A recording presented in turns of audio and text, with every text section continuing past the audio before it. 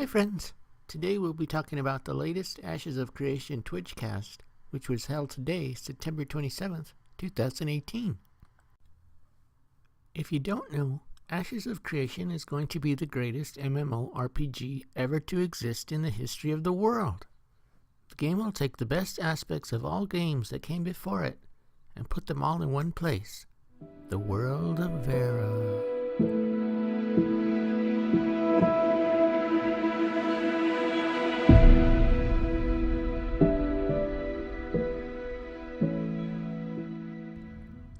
Ashes will feature the best crafting, the best combat, the most interactive story, and of course the best music of any game ever. It's going to make MMOs great again.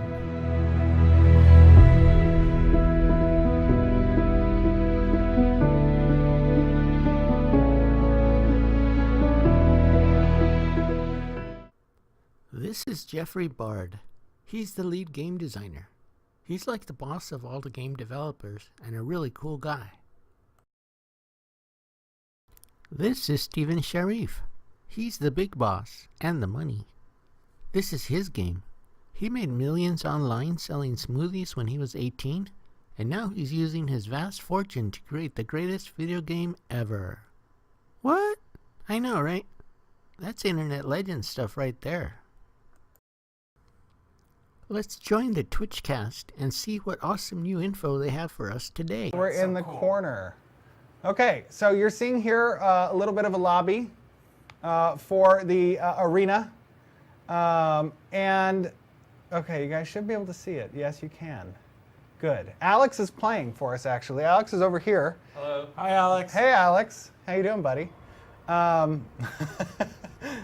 So let's talk a little bit about this Arena Alpha. Yeah. As you can see here, this is kind of like the staging area where everybody kind of gets ready to jump into combat. That portal there is going to be what everybody goes through to try and get off the world of Vera. Oh yeah, we can talk a little bit about lore, I guess. So we did put this Alpha Arena in some lore context, right? So as some of you were perhaps theory crafting, this actually does take place during the exodus of Vera. Right. Right? And so you're playing your great ancestors. Great. Very great. An indiscriminate number of greats. Indiscriminate. Yes. And you are actually a part of some of this starting area, this lobby area, where you're seeing players load into. This is unfinished, but this will be one of the capital cities. That you are about to enter through one of the Great Divine Gateways. Yep. You're trying to run for your life. You're trying to flee. And you are a part, in this particular game mode, you are a part of some unlucky few who didn't quite make it out. Right. And they, unfortunately, after entering the Great Divine Gateway, fell back to the planet. Yep.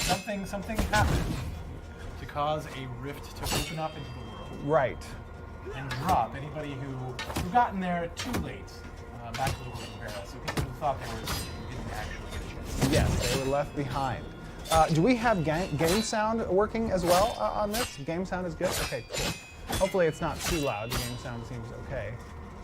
Game sounds might be a bit loud, so we'll probably turn those values down slightly. Raise voice volume instead. All right, so the match has begun. What you're seeing is a standard kind of fall through, and Alex can jump on out aboard his griffin. Yep. That is untextured. Do not judge the not textured griffin. This is very much alpha gameplay. It's a good-looking griffin for not. It does look pretty good. Can we see some flaps, Alex? A little animation. There you go. Oh, perfect. Beautiful. Look at that. That's nice. Oh, and now we're diving. So when textures get on this griffin, you will see that in the coming weeks. Textures will be applied to the griffin. So now you're coming through the clouds and you can kind of see the world.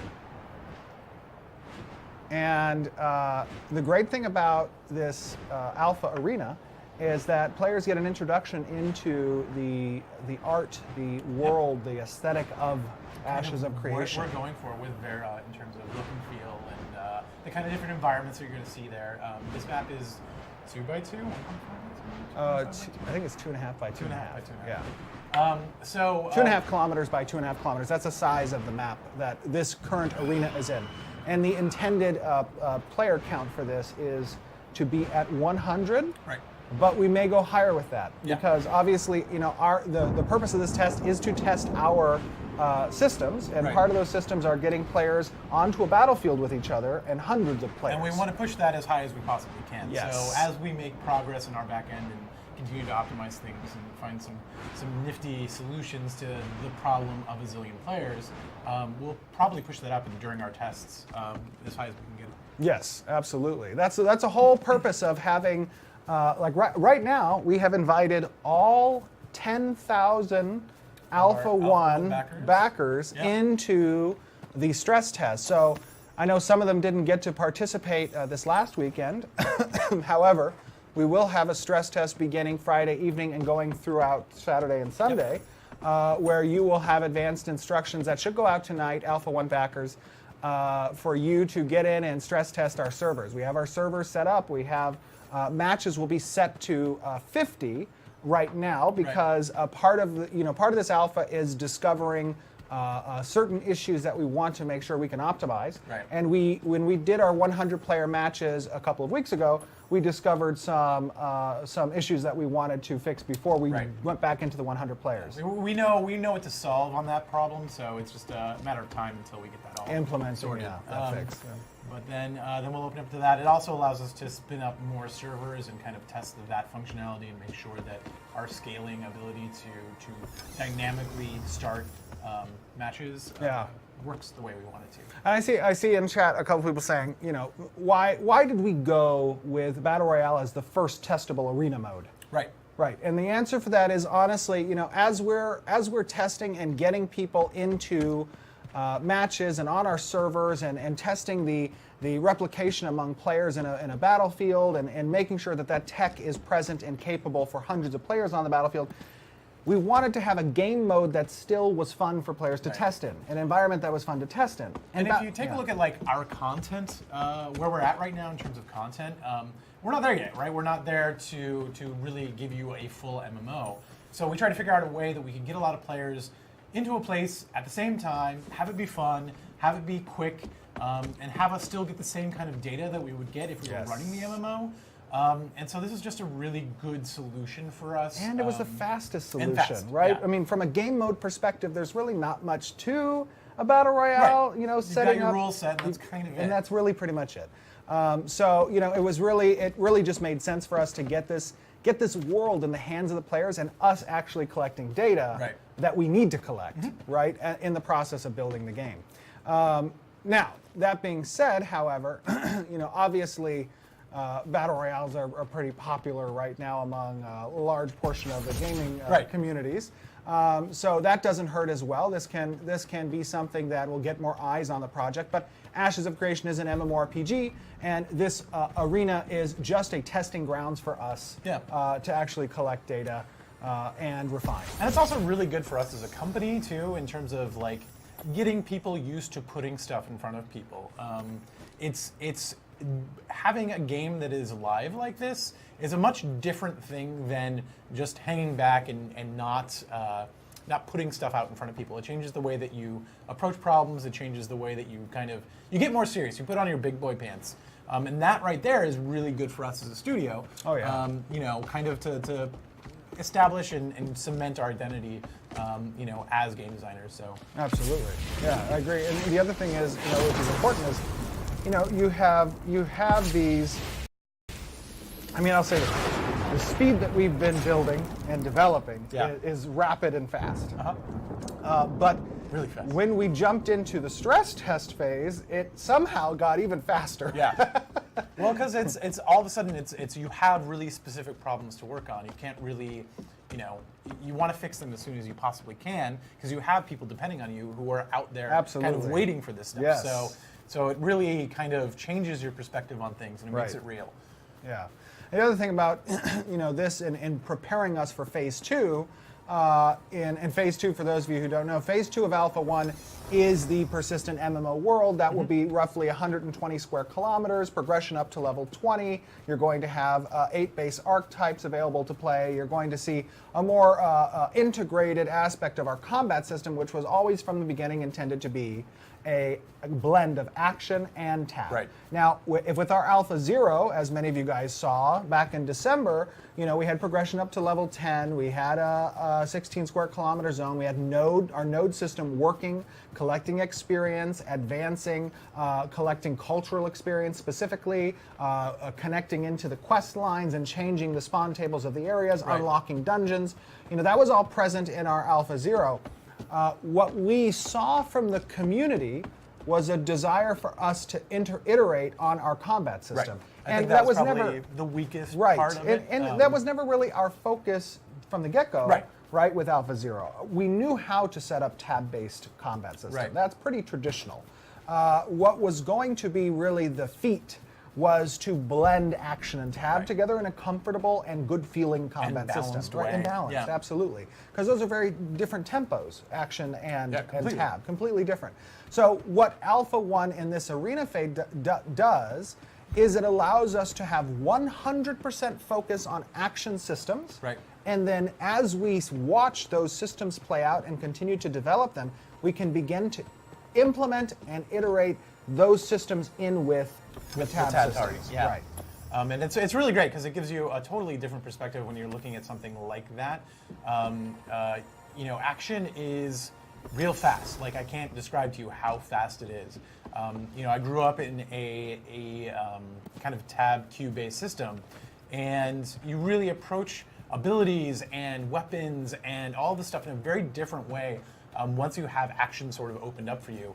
And it allows us to really start categorizing kind of the idea behind abilities and what they should be doing and what they should be doing in each context. So, so already we've made a lot of progress down that road here internally just from having this stuff exposed to us. Yes, and we're really actually, I mean, you know, I played about 30 some odd matches last Sunday, and, you know, I'm very happy with the place that this game is from a smoothness standpoint. You know, with participating in combats as we tested the Siege stuff before we went to PAX as well, seeing, you know, 100 players in that kind of area was a smooth experience. And I've played a lot of MMOs. You have. And I will tell you that, well, yeah, a lot of them. And I will tell you almost without fail, any Siege experience that I have gone to in every other MMO, I have experienced major performance issues. And it makes sense, and it didn't matter the engine, It was from proprietary engines to previous Unreal engines. You know, I experienced those problems. What I will say, which is promising, is that this early in our development, when we were testing those Siege mechanics, that some of you may have seen the video, we showed some of the gameplay from that back on September 1st. I think we released a video at PAX. That performance was smooth. No, it felt really good, even, you know, like from my perspective, as a very critical person. Like, it felt good. I'm always amazed at how much progress we're able to make on that stuff. And these are really hard problems to solve, right? Like when Steven says, like, I've been in all these sieges and they've always been, you know, difficult to run because they are so laggy and choppy. I mean, it's not because people don't know what they're doing, it's that they're really hard problems to solve. So, I mean, it's cool that we have made so much progress even in just this short amount of time. Yeah. And I think it's great, you know, as we've talked about this before, but, you know, an open development where you have such transparency with the community that you're building a game for this early on, you know, it can be a little scary to get something in the hands of players like this. Terrifying. You know, before we came on this stream, you know, even some of the devs were just like, are we going to show this? Are we going to show this? And it's hard to let your baby it's hard to show. I mean, obviously, when you're an artist, and developers are an artist, whether you're a designer, a coder, or an artist, really, you're all artists in the sense that this is a project you work on, you dedicate a vast majority of the time in your life on right now, and to show it to the people you're building it for. Right, to let it loose in the wild. To let it loose in the wild, like we're showing now. I mean, this is a work in progress. This is truly an alpha. Yeah. And, you know, sometimes people, they don't know that. That's what we've talked about as the downside of transparency is, you know, people don't understand those points. Don't die, Alex. Alex, don't die. You can do it. Depend on you, man. Kill him. You're good. You can do it. Oh my gosh. This is so scary. So scared. What Quick, happened? GM cheats. GM cheats. Go. Activate the cheat codes. Oh my god. Oh, good job. Well done, sir. Alex, you survived. That halberd's good. Quick, find a corner and heal yourself. No, I'm sorry. Okay, so yeah, going back to that, but that is the downside of transparency, is you're showing a work in progress, and Right. some people don't understand that. But that's okay, because part of this whole process is being able to interact with the community, being able to hear feedback, and let them give us as much data as possible. Yeah, I mean, you can't fix something if you don't know if it's broken, and the only way to really tell if it's broken is to give it to players, because they'll break it. Yes, absolutely. So, that's fun. Alex, are you fighting another person? Oh my gosh. We put Alex on the spot having to perform did. for this stream. He's doing good, though. Oh, he turned into a plant. What are you? Are you a plant? He has no idea. He is so camouflaged. I hope he's can't not even tell. actually watching the stream and is stream sniping you. But He could oh, good. This is actually riveting. And as you can see, like we talked about the environments before, this is the part of the Underrealm for this map. And we've kind of taken the ideas of various different environments and kind of shrunk them down so they all have their own identity here in this 2x2, 2.5 by 2.5 map. Yes. So, you know, it takes a little while to run across, but you'll see a lot of different environments. Some familiar, some different. And yeah, our environment guys continue to knock it out of the water. Oh yeah, I mean, the great thing about the process and being as transparent as we have been, you get to go back onto our YouTube channel God, I love it. and I love look doing at it. look at the old, the old art that was there, and just watching that art train keep on moving and stopping for nobody. I mean, every time I think like, oh man, that looks so good, you know, a month or two goes by and it's like, oh my God, I can't believe we had stuff that looked like that. Yes. What is he doing? They want to know what you're doing right now. Alex is repairing his armor. So in this mode, in this arena mode, you pick up pieces of armor, and those armor pieces have skills and abilities associated with them. But additionally, they also grant a capacity of shield damage mitigation points. And if you lose those shields, whoa. So Okay, camouflaged. a completely inconspicuous cart on top of the rock. How it got there, no one knows. But you can recharge the magic in that armor to reconstitute that those mitigation points, those shields, and that's what Alex was doing. Yeah, why don't you talk a little bit about, perhaps, Jeff, the number of skills we've associated in here with weapons and armors, and a little bit about this game mode itself. Yeah, so I guess not everybody knows exactly how everything's structured. So we have 14 weapons in the game. Each weapon has its own ability associated with it. Each weapon has 3 different tiers, so it gets better as it goes up in tier. And then the ability also gets better as you go up in tier. So like we have a book, and the book's main attack is a meteor. So you throw a fireball wherever it lands, a giant meteor comes down and wrecks people in an AoE. Now, its ability is Chaos Meteor. So it will still summon down a meteor, but this meteor then explodes, and it does random effects to different people who are in that area. So it can do all sorts of nasty stuff. You can see that Alex just went invisible. Invisibility is a armor ability. We've got 2 different types of armor, upper body and lower body. Each of those have abilities that are associated kind of with the idea of its spot. So like legs are like evasion abilities. You'll get super jump, which is what we call catfall. You can get frigid tracks, which will leave ice behind you as you run away. So lots of things to get out of combat are attached to your legs. And then your upper body is kind of more like preventing damage to yourself. So upper body has invisibility, it has the ability to summon a wall, it's got immunity to corruption. So yeah, there's all sorts of different stuff going on here. We tried to keep abilities pretty interesting and kind of keep it away from like straight damage. So a lot of stuff changes the way a battle happen. So we've got the darkness bow, which will create this area of darkness. It'll make everybody who's inside it unable to see what's going on around them. So it doesn't do any damage, but it really can disrupt a fight. So that was kind of our strategy. Yeah. I saw someone actually ask the question with regards to the BR mode. Did making the BR mode take away any time from the MMORPG? Not really. I mean, it's such a simple mode, and it's a matter of a map, characters, abilities, all these things we already have and are still working on. So really, the only thing it took out of our would be just the rule set and the storm. Yeah. So the corruption storm. It was pretty a seamless mode to implement. The reason why we chose Battle Royale as a game mode was because it took the least amount of time from a game mode's perspective. Yeah, we had a big discussion on terms of like what we should actually do going forward in terms of this, and this is kind of the best, most efficient way forward in order to get what we needed to do. Because putting out any kind of alpha or beta does require a lot of polish, and we wanted to get something out quicker rather than later, because again, like the more time that passes. Yeah, and we had kind of spoken with, with regards to the battleground types, we want objective-based battlegrounds. And part of the discussion early on, as we were, creating phase 1 of Alpha 1 for a combat test perspective, was should we go full-blown into just making those objective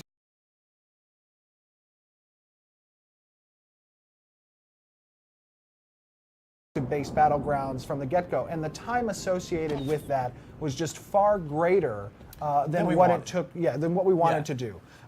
And we wanted to be able to start collecting data as soon as possible, which is why we tiered the stage of release for Battle Royale being the easiest and fastest to implement, moving into then the Castle Siege system being implemented and the Horde system being implemented later on down the road. And again, it all requires very little on the content side, so it frees up designers to kind of do what they need to do. Yeah. And it's about getting something in front of you guys as soon as we possibly can. Get something that's useful, right? All the stuff that we're doing here is super useful to us in getting this MMO done. So it really didn't take too much time at all away from what we were doing. I mean, all this stuff, is all stuff we'd be doing. Alex, for the most part. Alex, you can do it! Oh my gosh! Alex, how do you keep winning? How many people are left? I can't see it. Is what? I can't tell. It's too tiny. How many people? Three? 3 people? We might see a win here. Oh, Alex, can you do it? Can you do the first streamed victory for the Ashes of Creation Alpha 1 Arena? No pressure. No pressure. You can do it. I believe in you. Let's just watch for a second and see if you can do it. Sneaks up, maybe. Oh my gosh. That wasn't a good engage. No. Oh no. No. Oh my gosh! Alex! 6 kills. How did you do that? Well with done, 6 sir. kills. Well done. That was a good job. Yeah. I'm proud of you, Alex. Very nice. Very cool. That was a good job. What were we talking about? Sorry. I don't know. Okay. We were talking about the different phases of this mode. Oh yes, the different phases. Oh, one thing that we announced to our Alpha 1 backers that I know they love clarity on is that we'll also be including progression and experience tracking for participation in testing that will entitle them to some unique cosmetics as well that reflect on the lore of this setting, which is before the fall. Right. So you'll be able to acquire some armors that reflect some of the ancient cultures of Vera that you will then that you will earn and hold for live launch. Yep. Yeah, which is pretty exciting. It'll be kind of like your ancestors kept these curios for you. Oh, we want him to play more. Why did I think leave? Alex, I think he thought he was just playing one game. Tell him he's playing more. They can't just walk away and win once and undefeated.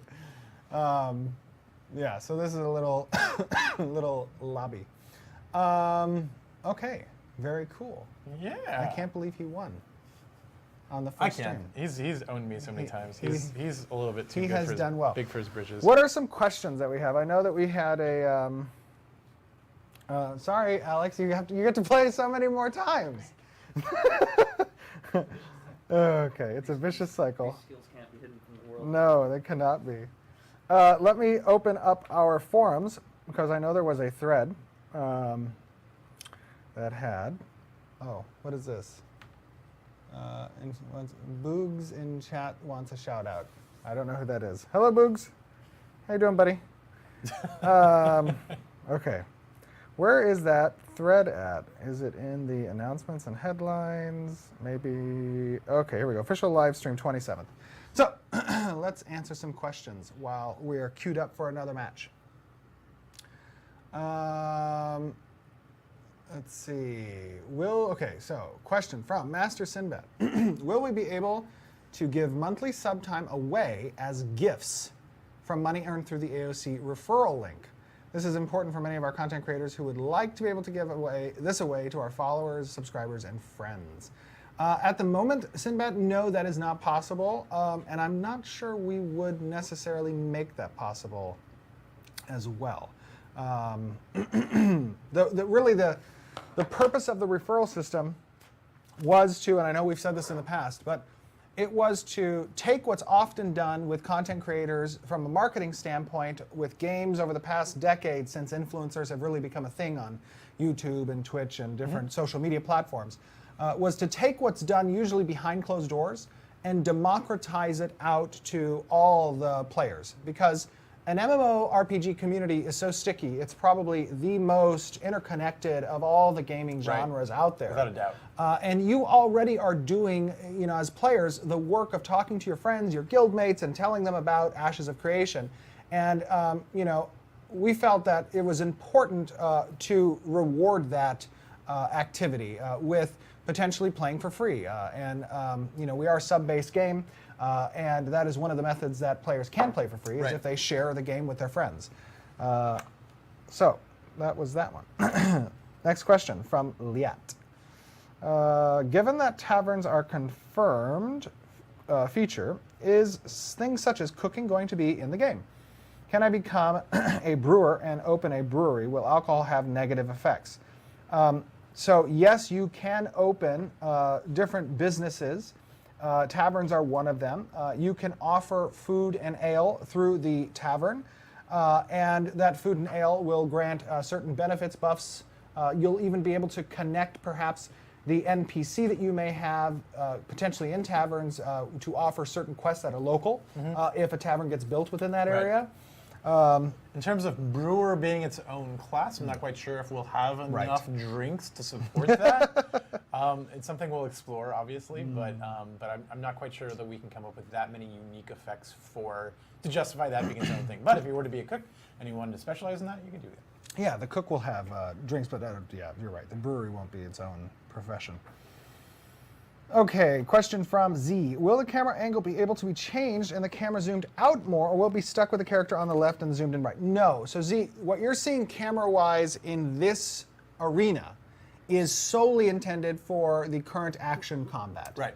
That's a camera that's tied a third-person view over the shoulder for the reticles purposes. To be able to grant specific zoom options and aim down sights with the weapons that are being equipped. And to make those weapons effective. Exactly. The idea behind our hybrid system is going to obviously be customizable from a traditional higher up third-person view that is seen in MMORPGs, and then to have that customizable so that more action-oriented players might be able to come in closer to the character and have more.